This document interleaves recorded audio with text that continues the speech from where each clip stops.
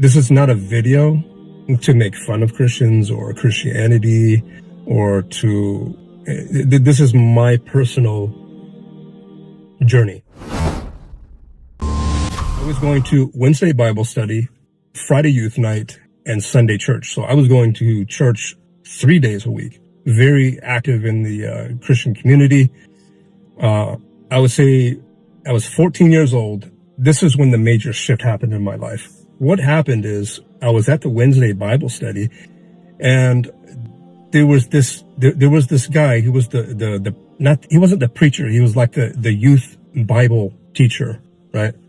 I would say he was late 20s, early 30s.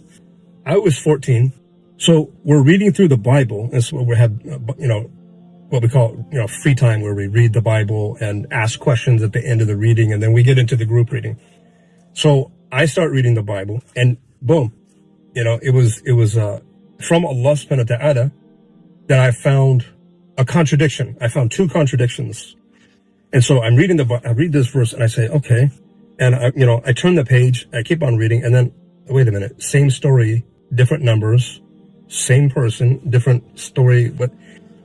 What? So I raised my hand, and he said, yeah, how can I help you? And I said, well, I found these two verses, and this one says this, and that one says this, but they clearly contradict each other. The guy looks at it. He looks at this page. He looks at the other page, and he puts his hand on his chin, and he says, huh, I didn't even know that was in the Bible. What? You're the guy.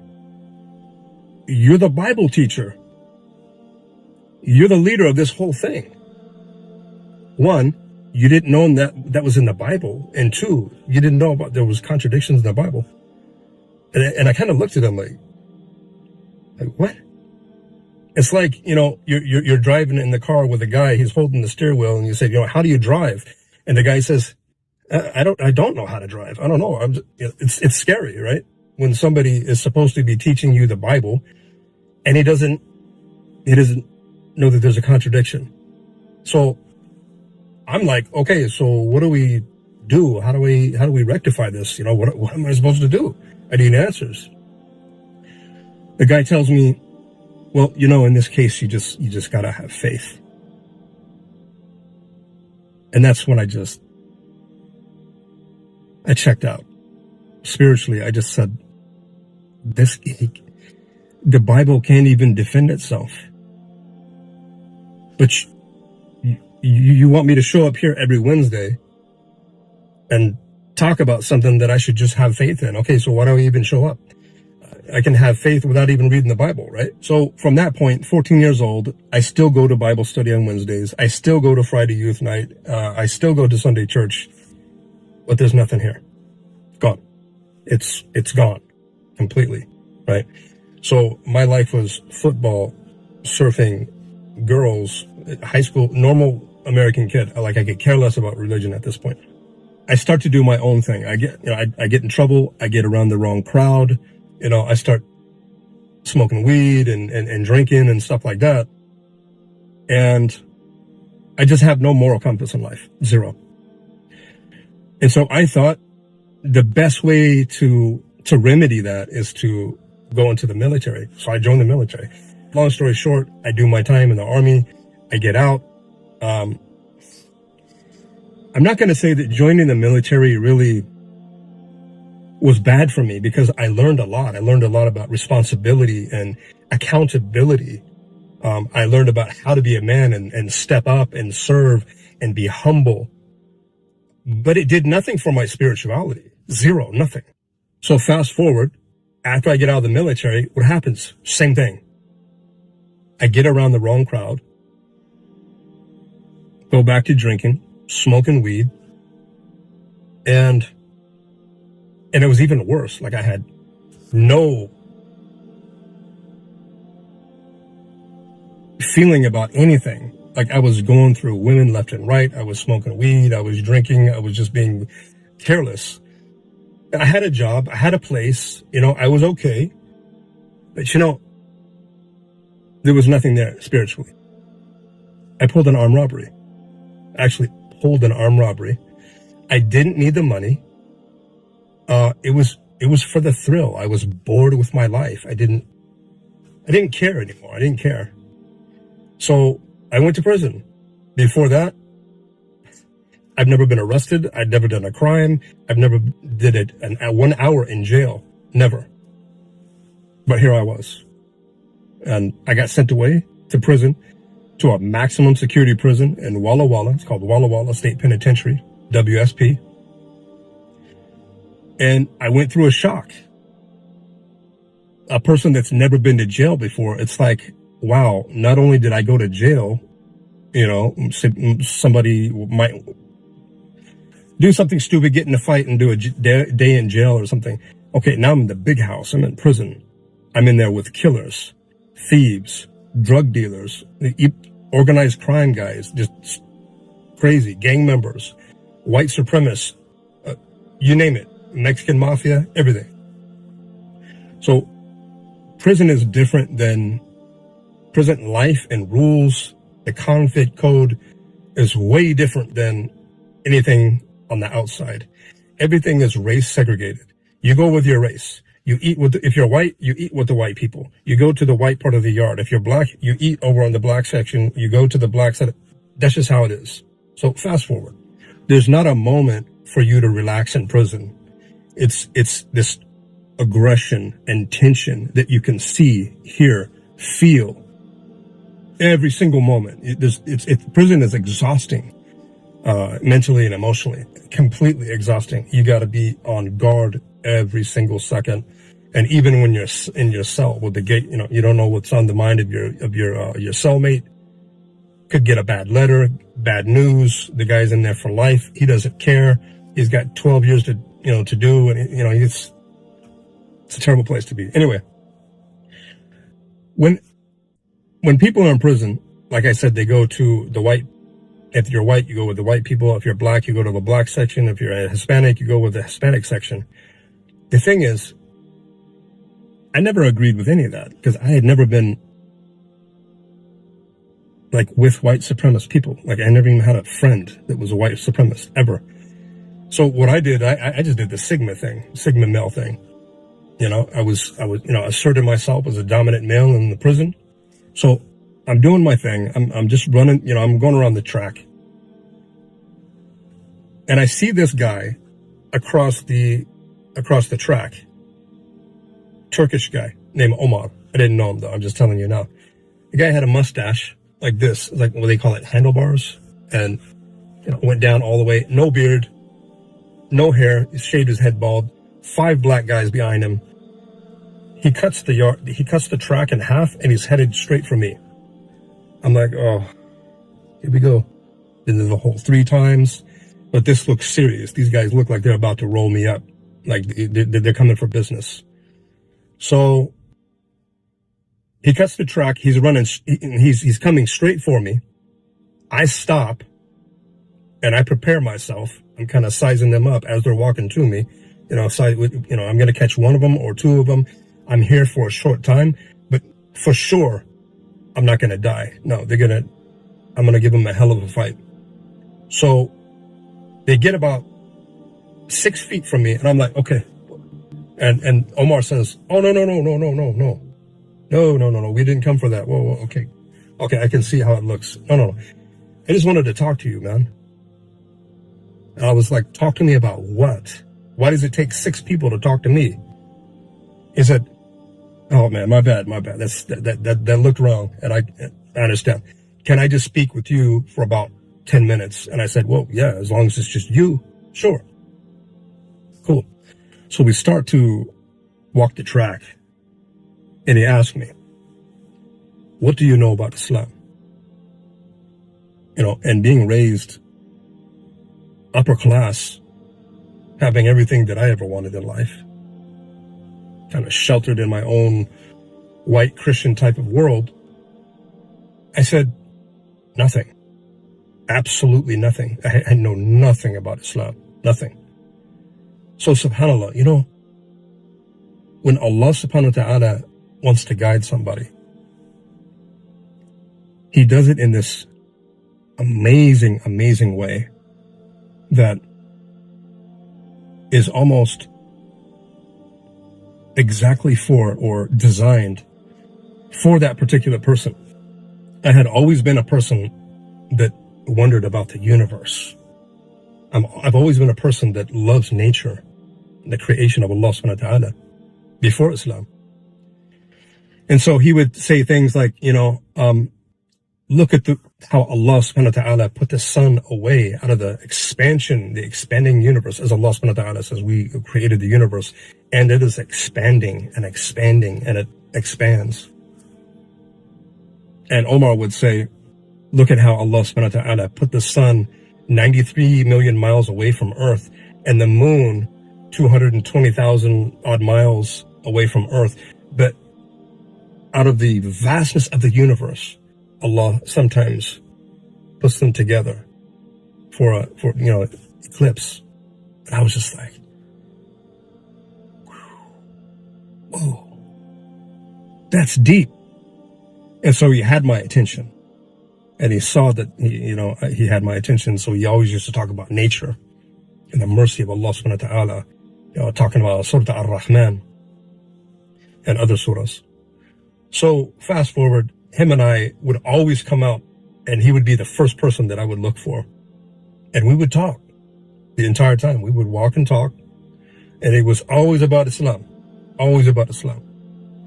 Now, something in my heart said, it was a whisper from the shaitan. Why do you let this guy talk to you this way? Like, you're a Christian, man. Stand up for Christianity.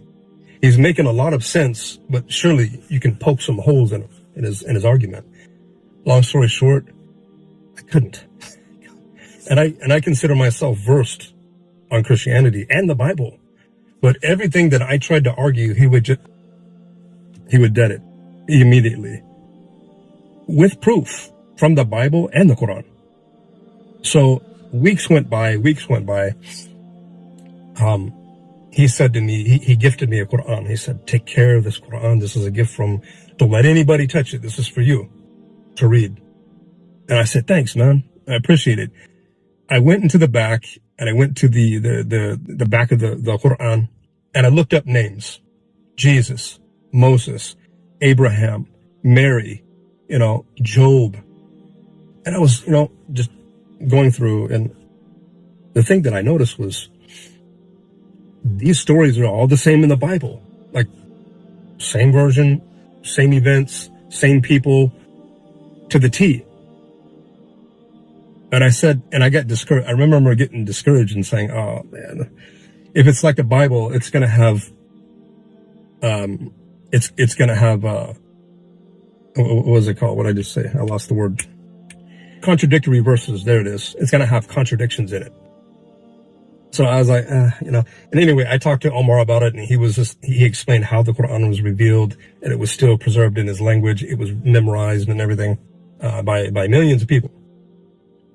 So I read the book so much. I read this Quran so much, maybe because I didn't have nothing to do because I was in prison in my cell. But I think that I was really taken by the Quran. For example, I would read the Qurans, right after breakfast, get to my cell, go straight to my Quran and just read. And, so my cellmate was like, what are you reading? I said, I'm reading the Quran. He was like, oh man, what are you doing, man? Quran? No, that's for them, not us. So there was definitely an element of the whispers of the shaitan. Anyway, so I read the Quran, very impressed by the Quran, especially Surah Ar-Rahman. That really touched me. Surah Ar-Rahman was really, out of all the surahs, that was the one that was, that my heart most loved. So he came to me one day and he said, check this out, man. How about if I invite you to Jummah? What's Jummah? It's kind of like Sunday church, but we do it on Friday. And I said, sure. Like, I have nowhere to go. I'm in prison. Sure. I wanted to, though. Not like I didn't have nothing to do, nothing better to do, but I wanted to because, him and I had been speaking at this time for about 3 months. And I was very impressed with Islam. Very impressed with Islam. But the whispers of the shaitan, me being a white American, It was really hard. Yeah, Islam is this, it's nice, but that's not for you though. You can't be a Muslim because you're white. That was in 91. A lot of people think that today. White people think that today. They think it's just a religion of brown people, or it's a religion of terrorism, or it's a religion of death, or whatever they think. It's not true. It's for everybody. It's universal. So I went to Jummah as a non-Muslim. The first time I went to the masjid was as a non-Muslim. Got there, first thing that happened, I heard the adhan. And that brother was calling the adhan from the heart, and I just, it hit me. And so, next thing, Omar says, oh, come on over here, man. I'm going to show you how to make wudu, what we do before we pray. I'm like, okay. And, he starts to make wudu, and, and I kind of stopped right there, and I was like, we don't do that before church. I mean, you could come from the club or, with your wife or whatever, and you would go straight to church, where these people are washing themselves and they're purifying themselves before they pray, So I was impressed with that. So we get inside the main prayer hall, and he says, look, okay, this is what's going to happen. The imam is going to stand up. He's going to give a sermon. He's going to talk about Islam. He's going to talk about whatever he's going to talk about. And then we're going to get up and we're going to pray. The imam's going to recite Quran. And I said, oh, okay. He's going to pick up the book and he's going to read, while he's doing the khutbah. He said, no. This imam, he memorized the Quran, the whole Quran. That book that you gave me, this thick? Come on, man. No. He said, not only him, there's millions of people throughout the Islamic history that have memorized the Quran. And I was like, from cover to cover? He was like, yeah, word for word, without a mistake. And so that was another one. That was like, went straight to my heart. These people love their book so much that they memorize it. Whereas if somebody recites the Quran wrong, somebody in the back will correct them. If that's not a tradition of remembering and preserving a book, I don't know what is, right? Ask a Christian to recite the book of Genesis, the whole chapter. No, I don't know Genesis, right? That's my point. So I was very impressed by that. Anyways, I'm sitting on the wall with Omar. He gives the khutbah. I don't even remember what he was talking about. He's done. He calls the iqamah. Gets up after he calls the iqamah. Everybody's lining up. So Omar says, okay, listen, man, just sit over to the side. We're going to line up in prayer in these lines, and we're going to pray, and then we'll go back. I said, okay, fine. Imam says, Allahu Akbar. And these men that are just giants, like solid savages, man, as soon as they go into salah, no matter what they did, killers, drug dealers, assault, robbery, whatever, they became humble in front of Allah subhanahu wa ta'ala. And I just, wow.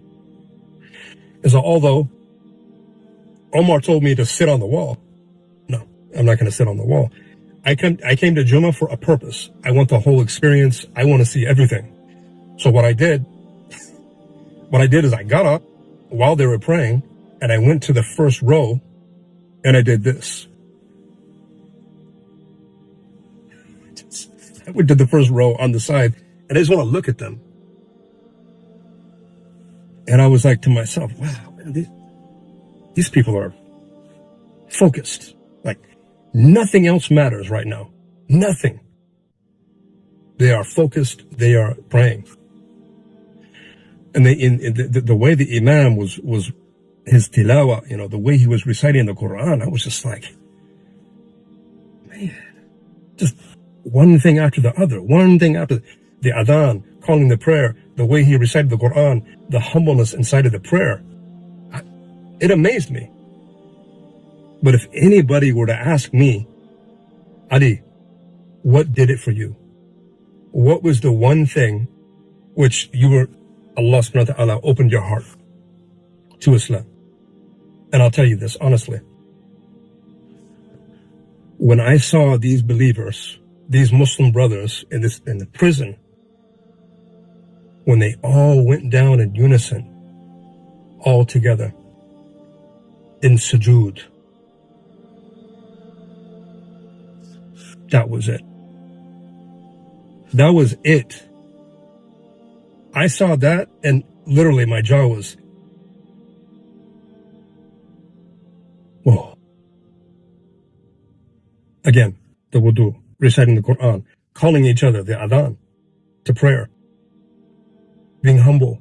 And now they put their face on the ground in the adoration of their Lord, Allah subhanahu wa ta'ala. That's what did it for me. That's what did it for me. I thought to myself, these people have washed themselves, they have purified themselves, they have recited the book of Allah subhanahu wa ta'ala, they have recited the holy book, they have been humble in their prayer and focused, khushu'. And they're putting their face on the ground.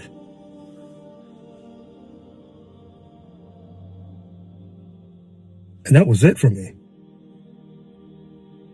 That was it. My heart completely just opened to the guidance of Allah subhanahu wa ta'ala. And I decided right there. At that point, after I saw the sujood and it just resonated within my soul and my heart, I said to myself, Islam has now become irresistible to me. Completely irresistible. Gotta have it. And so Omar came up after the salah and he said, what do you think? And I said to him, I know I'm white, but I have to be a Muslim. I have to. And you are just going to have to make an exception for me. Because I want to be a Muslim. Whether anybody accepts me or not, I gotta be a Muslim. I'm not leaving here until I become a Muslim. One way or the other. SubhanAllah, brothers were like, Allahu Akbar. SubhanAllah. MashaAllah. Alhamdulillah. So we all sat in a circle that day. October 1991.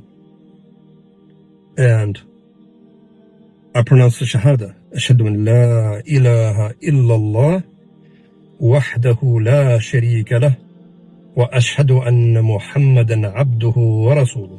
Going to prison to receive Islam was the best thing that ever happened in my life.